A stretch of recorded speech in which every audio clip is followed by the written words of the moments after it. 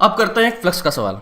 तो फ्लक्स वाले सवाल पे क्या है, एक पॉजिटिव चार्ज यहाँ गिवन है, एक नेगेटिव चार्ज यहाँ गिवन है, और डिस्टेंस फ्रॉम पॉजिटिव चार्ज देखो, equal magnitude light of symmetry axis, distance from the positive charge to the left is same is distance from the negative charge. अरे ये कह रहा है कि ये डिस्टेंस और ये डिस्टेंस सेम है, ठीक है, बस इससे ज़्यादा और कुछ नहीं है। अब देखो ये पूछा है flux of the electric field through the close cylinder.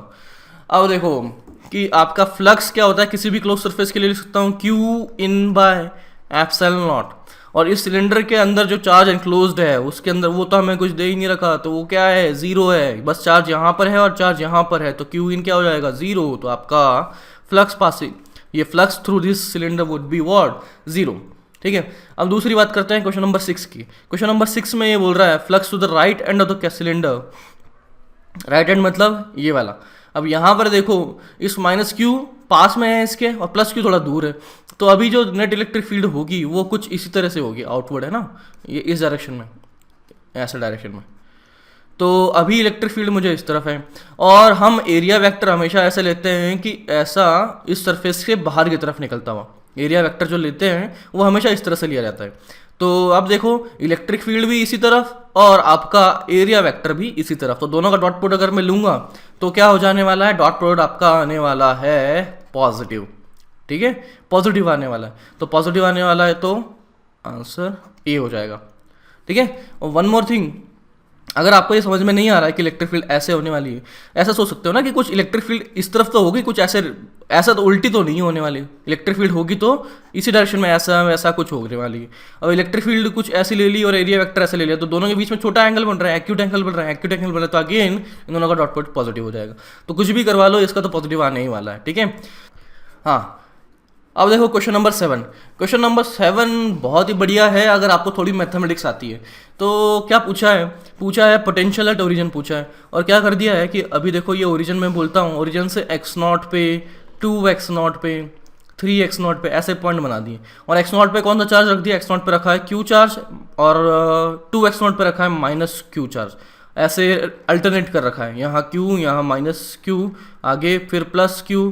तो अभी पूछा है कि ओरिजिन पे इसकी वजह से पोटेंशियल, इस पूरे सिस्टम की वजह से पोटेंशियल क्या होने वाला है, तो लिख लो भाई साहब पोटेंशियल क्या होने वाला है, के क्यू बाय एक्स नॉट, इसकी वजह से यहाँ पोटेंशियल, और फिर माइनस क्यू की वजह से लिखूंगा, क्या लिखूंगा, K plus minus Q by 2x0 plus K Q by 3x0 plus K of minus Q by 4x0, ऐसे इन्फिनाइट चलता जाएगा। अब क्या करता हूँ, मुझे दिख रहा है कॉमन क्या आ रहा है, के क्यू बाय एक्स नॉट, के क्यू बाय एक्स नॉट, के क्यू बाय एक्स नॉट, ये सब में कॉमन आ रहा है, तो कॉमन निकाल लो ना, क्यों रुके हो।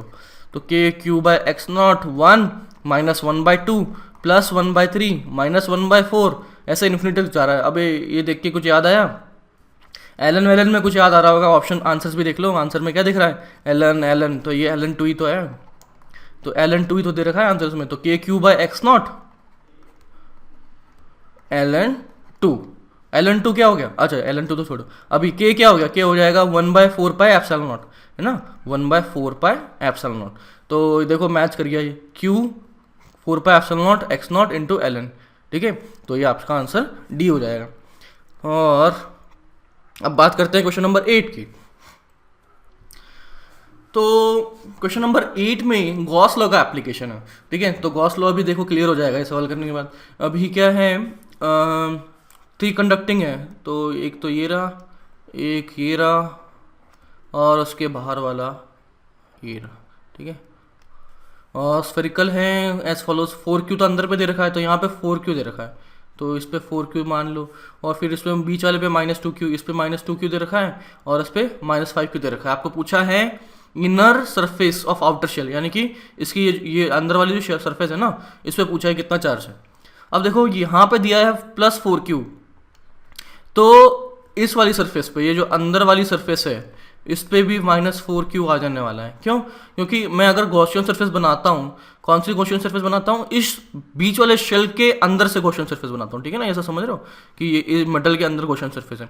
तो ये अब मेटल है, मेटल के अंदर क्यू आपका क्या होने वाला है, फ्लक्स जीरो, मतलब इलेक्ट्रिक फील्ड जीरो होगा। इलेक्ट्रिक फील्ड जीरो होगा तो आप बोल सकते हो कि आपका यहाँ पर फ्लक्स पासिंग जीरो होने वाला है। फ्लक्स पासिंग जीरो हो जाएगा, इसका मतलब Q in by epsilon not ये क्या हो जाएगा 0।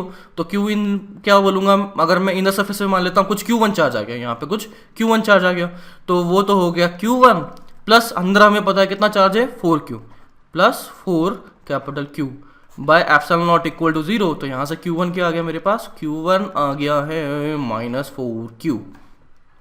ठीक है, अब ये समझ में आ गया कि आपकी ये फेसिंग सरफेसेस क्या होने वाली हैं, ऑपोजिट चार्ज रखेंगे। तो यहाँ पे प्लस क्यू है तो यहाँ पे -4Q, यहाँ पे सॉरी यहाँ पे +4Q था, यहाँ पे -4Q हो जाएगा। और इस पूरे सरफेस पे जो मिडिल वाले पे ना, इस पे नेट चार्ज आपको -2Q दे रखा है। अब -2Q यहाँ पर है, सॉरी -4Q यहाँ पर है और टोटल चार्ज इसका -2Q था, तो इसका मतलब यहाँ पर +2Q आ जाने वाला है।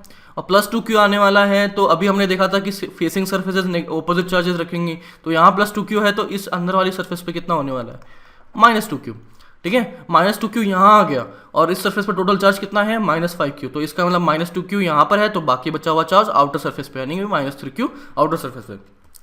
पूछा क्या था, इनर सरफेस पे, अरे ये तो कर ही लिया, इनर सरफेस पूछा है तो इसका मतलब -2Q, तो -2Q मतलब आपका डी ऑप्शन हो जाएगा। ठीक है, तो ये क्वेश्चन एकदम चकाचक हो ही चुका है, एकदम चमक जाना चाहिए। और क्वेश्चन नंबर 8 की बात करते हैं। क्वेश्चन नंबर 8 में थोड़ा कुचड़ा हो गया, एक बार साफ कर लेता हूँ। हाँ, तो क्वेश्चन 8 में क्या दे रखा है कि प्लेट्स हैं 3, उसमें से एक पे चार्ज है Q, आप पे पूछा है अपीयरिंग चार्जेस फलाना फलाना क्या है।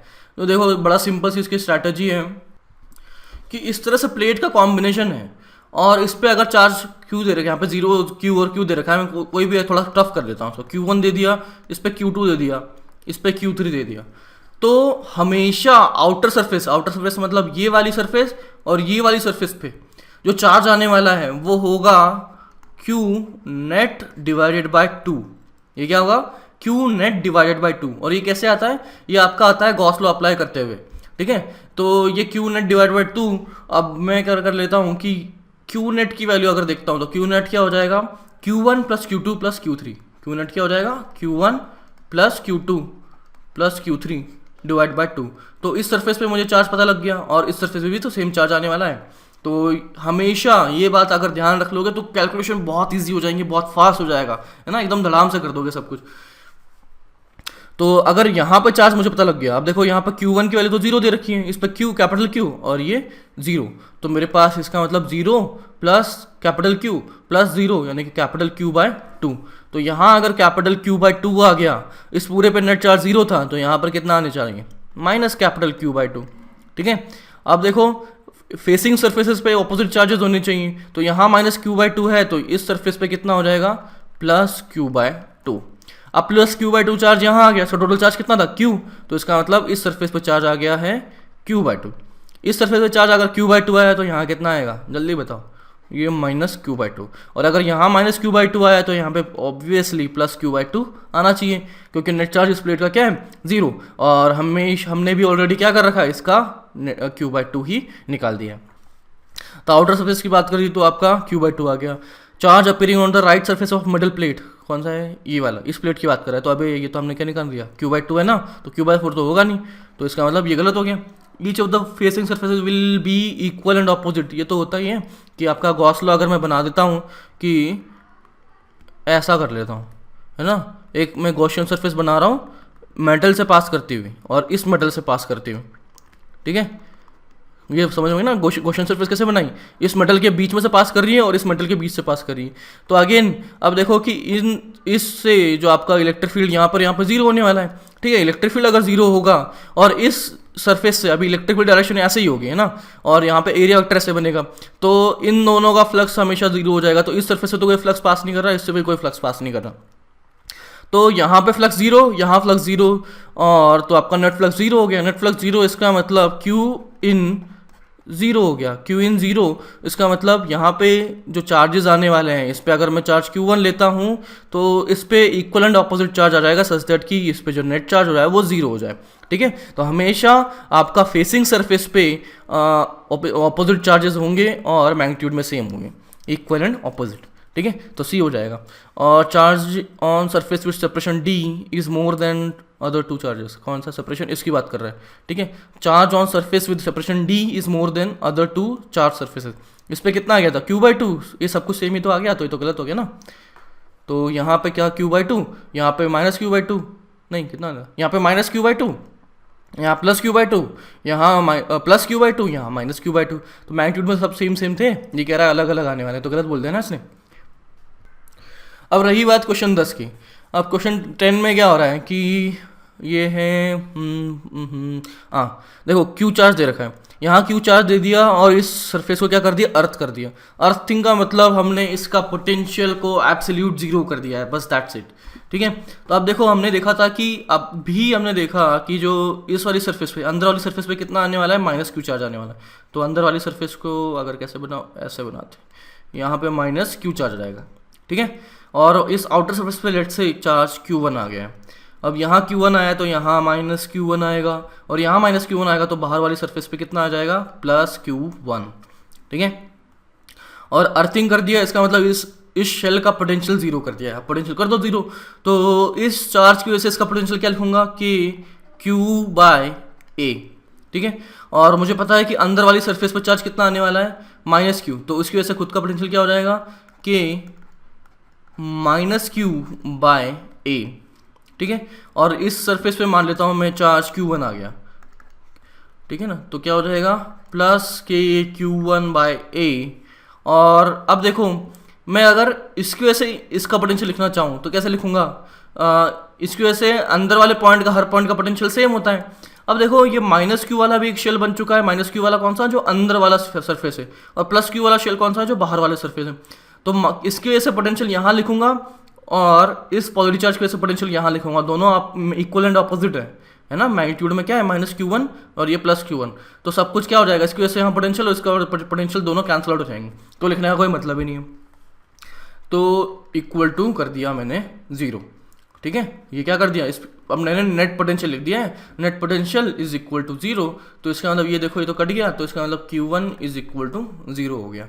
Q1 इक्वल टू क्या हो गया, 0 हो गया। अब एक बात तो मुझे क्लियर हो गई, ठीक है। तो there exist electric field in the cavity of the shell, cavity of the shell ए मतलब इसके, इस शेल के अंदर की बात कर रहा है। तो यहाँ पर तो इलेक्ट्रिक फील्ड होगी, किसकी वजह से होगी, इस Q charge, small Q charge है ना, इसकी वजह से यहाँ पर इलेक्ट्रिक फील्ड हो जाएगी KQ/R² वाली। और एक charge density on the inner surface of the shell is non uniform, कहाँ है, शेल ए के अंदर वाली बात कर रहा है। तो यहाँ पर अगर ये सरफेस नॉन यूनिफॉर्म होती तो आपका क्या होता, चार्ज डिस्ट्रीब्यूशन नॉन यूनिफॉर्म होता। लेकिन अभी क्या है, ये सब जगह इसकी जो रेडियस है वो ए ए ए, यहाँ पर भी ए, यहाँ पर भी ए, तो ये क्या हो जाएगा, आपका यूनिफॉर्म डिस्ट्रीब्यूशन होगा। तो इसका मतलब ये तो नहीं होने वाला है। No electric field in the region A to 2A, A to 2A मतलब इस पॉइंट की बात कर रहा है ना, ये A से ज़्यादा और 2A से कम। तो इस पॉइंट के लिए इलेक्ट्रिक फील्ड की जो बात कर रहा है उसकी बात करनी है। तो अब देखो यहाँ पे इलेक्ट्रिक फील्ड कौन देगा, एक तो इसकी वजह से यहाँ इलेक्ट्रिक फील्ड, इस अंदर वाली सरफेस की वजह से यहाँ इलेक्ट्रिक फील्ड, और इस बाहर वाली की सरफेस की वजह से यहाँ इलेक्ट्रिक फील्ड। तो अब देखो क्या हो चुका है, मैं अगर डायग्राम बनाऊँ उसको थोड़ा क्लियरली। अब देखो यहाँ पर चार्ज Q दे रखा है, और इस सरफेस पे, अंदर वाली सरफेस पे -Q चार्ज आ गया, और मुझे इस रीजन में इलेक्ट्रिक फील्ड निकालनी है। तो इसकी वजह से यहाँ इलेक्ट्रिक फील्ड, और इस -Q चार्ज की वजह से यहाँ इलेक्ट्रिक फील्ड। तो अभी क्या बोल सकता हूँ, इसकी वजह से तो KQ/R² हो जाएगी, इसकी वजह से यहाँ। अब ये -Q वाला क्या, आपका यूनिफॉर्म शेल है, तो इसकी वजह से क्या लिखूंगा मैं, K-Q बाय सेंटर से डिस्टेंस का स्क्वायर, KQ/R²। तो अब देखो ये +KQ/R², ये -KQ/R², और ये नेट आपकी इलेक्ट्रिक फील्ड क्या बन गई, 0 बन गई, ठीक है। इसके अलावा कोई और चार्ज, कोई और है नहीं जो इलेक्ट्रिक फील्ड देगा। तो इसका मतलब मेरे पास दिख गया कि इलेक्ट्रिक फील्ड 0 हो गई। तो इसका मतलब ये नो इलेक्ट्रिक फील्ड वाला सही हो गया। और अब देखो यहाँ पे आ गया था हमारा Q था, यहाँ -Q, यहाँ पे 0 चार्ज, यहाँ 0 चार्ज, यहाँ 0 चार्ज। तो बाहर की तरफ जो इस पॉइंट की बात करें तो इस पे जो इलेक्ट्रिक फील्ड देने वाला होगा वो कौन होगा, एक तो इसकी वजह से यहाँ इलेक्ट्रिक फील्ड, इस -Q चार्ज की वजह से यहाँ इलेक्ट्रिक फील्ड, और इसके अलावा तो कोई और है नहीं। तो अगेन मैं क्या करूँगा, अगर ये डिस्टेंस लेता हूँ R1, तो क्या हो जाएगा, KQ/R1 का स्क्वायर प्लस -Q/R1 का स्क्वायर। ये तो लिखा मैंने शेल की वजह से, ये लिखा पॉइंट चार्ज की वजह से। तो ये दोनों क्या कर रहे हैं, खत्म हो जा रहे हैं। तो इसका मतलब इलेक्ट्रिक फील्ड हो गई 0। तो ये क्या कह रहा है, exist electric field R greater than 2 है। तो ऐसा तो हो नहीं रहा ना, 0 आ रही है।